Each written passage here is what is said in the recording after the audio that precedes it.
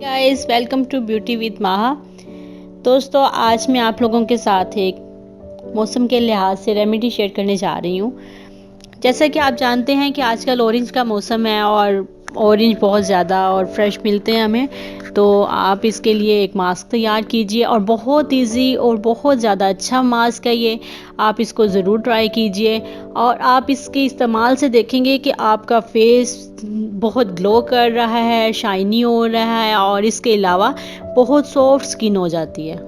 Friends, मैं ये remedies special उन लोगों के लिए शेयर करती हूँ कि जो लोग रोज़ रोज़ डॉक्टर्स के पास नहीं जा सकते या बहुत महंगे ट्रीटमेंट नहीं करवा सकते। वो कोशिश करें कि इन्हीं ट्रीटमेंट्स से, इन्हीं रेमेडीज़ के इस्तेमाल से अपनी जो स्किन प्रॉब्लम्स, अपने बालों की प्रॉब्लम्स, उनको सॉल्व कर सकते हैं, बजाय इसके कि आप उन्हें बिल्कुल छोड़ दें कि जिस तरह से भी फेस ख़राब हो रहा है होता रहे, कलर ख़राब हो रहा है होता रहे। नहीं, आपको इसके लिए कोशिश करनी है और थोड़ी सी कोशिश से ये बहुत ज़्यादा आपका फेस भी अच्छा हो जाएगा, आपके बाल अच्छे हो जाएंगे और आपकी लुक बहुत अच्छी होने लग जाएगी।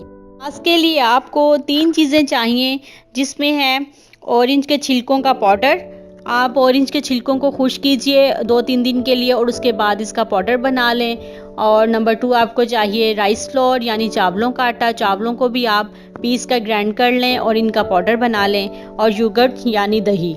इन तीनों चीज़ों को आपने एक एक चम्मच मिक्स करके अपने फेस पे अप्लाई करना है और कोशिश कीजिए कि फेस को तकरीबन 5 मिनट तक स्क्रब करें। हल्के हाथ के साथ अपने पोर्स के साथ फेस पे स्क्रब करें। इस तरह से आपकी जो डेड स्किन सेल्स हैं वो एक्टिवेट हो जाएंगे और आपकी स्किन को बहुत ज़्यादा ग्लो मिलने वाला है।